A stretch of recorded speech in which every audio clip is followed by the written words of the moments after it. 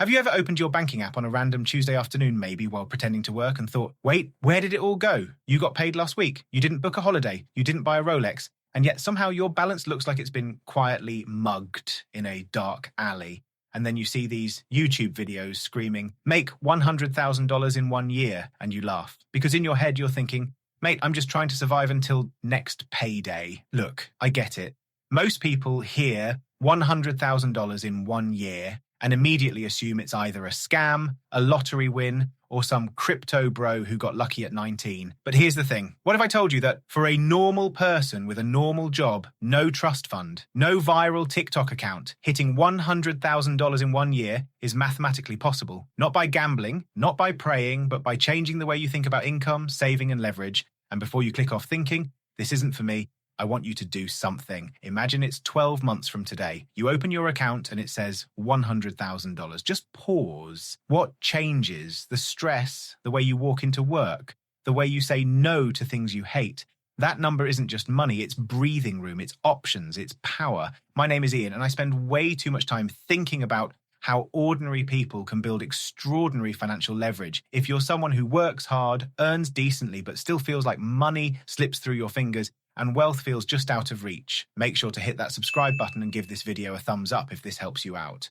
Because today we're not talking fantasy, we're talking strategy. Now let's address the elephant in the room. To save or accumulate $100,000 in 1 year, you either need a high income, a high savings rate, or a combination of income growth and aggressive investing. There is no magic. But here's what most people don't realize. The gap between someone who ends the year with $5,000 saved and someone who ends with $100,000 usually isn't intelligence, it's structure. Let's break this down slowly. If your goal is $100,000 in 12 months, that's roughly $8,333 per month. When you hear it monthly, it feels big. But when you start slicing it into components, it becomes a game of levers. Income, expenses, assets.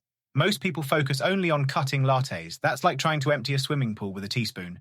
The real shifts happen with the big numbers. Let's say you currently earn $60,000 a year. After taxes, maybe you take home around $45,000, depending on where you live. If you live your entire lifestyle on that, and try to save your way to $100,000, it won't happen. So the first mental shift is this. You cannot budget your way to $100,000 in 1 year on a modest income. You must expand income. That might make you uncomfortable. Good, because growth lives there. Now you might be thinking, Ian, I can't just double my salary. True, but can you increase your total income streams? Let's explore. Imagine you negotiate a raise or switch jobs and bump your salary from $60,000 to $75,000.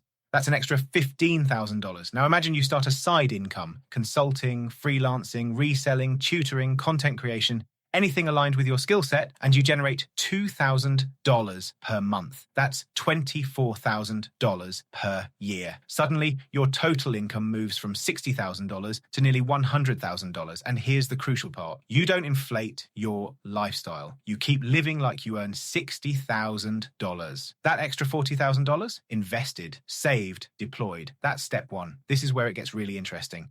Let's assume you manage to free up $4,000 per month between increased income and controlled expenses. Over 12 months, that's $48,000, still not $100,000. So what bridges the gap? Leverage and asset growth. If that $4,000 per month goes into broad market index funds averaging historically around 8% annually over the long term, you won't double it in a year. But if you combine aggressive saving with selective higher return opportunities, maybe business reinvestment, equity in a growing venture, performance bonuses, commission rolls, the compounding effect accelerates. The key isn't gambling, it's stacking income engines. Here's what most people don't realize. The first $100,000 isn't about returns, it's about behavior transformation. The person capable of building $100,000 in a year has fundamentally changed how they see money. They stop seeing income as something to consume and start seeing it as capital to deploy.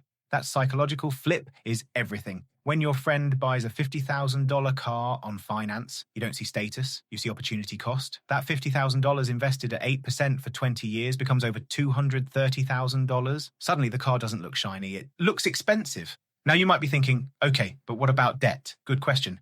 If you have high interest debt at 20% on credit cards, paying that off is an instant guaranteed return.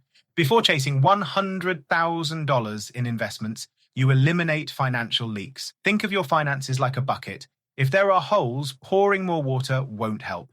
Plug the leaks first. Let's talk numbers again. Suppose you earn $80,000 after negotiating up and side hustling. You live on $40,000. That's a 50% savings rate. Extremely uncomfortable for most people, but not impossible. That's $40,000 saved. Add a $20,000 performance bonus. Now we're at $60,000. Add disciplined investing gains or business profits of $15,000. We're at $75,000. Sell unused assets, downgrade a car, optimize housing by house sharing or relocating temporarily.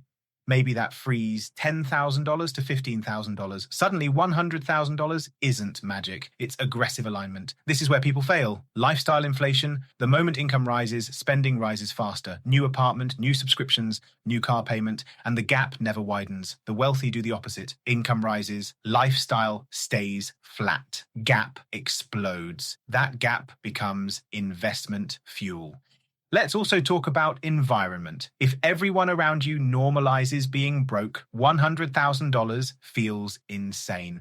If you surround yourself with people building businesses, investing, negotiating salaries, it becomes normal. Identity drives outcomes. If you still identify as bad with money, you'll sabotage yourself. And here's a powerful shift. Focus on value creation, not just time for money. If you can solve a $10,000 problem for 10 people, you've made $100,000. That might be consulting, building digital products, offering specialized services. The market rewards solutions, not effort. That's uncomfortable, but it's true. Now I need to ground this. $100,000 in 1 year is not easy. It requires intensity. It may require sacrifice, fewer nights out, delayed gratification, relentless focus. But the point isn't just the number, it's who you become chasing it. Because once you've built the systems to generate that kind of capital, you never think small again. And here's the wow factor. Let's say you actually hit $100,000 and invest it at an average 8% annual return. In 10 years, without adding another dollar, that becomes over $215,000. In 20 years, over $466,000.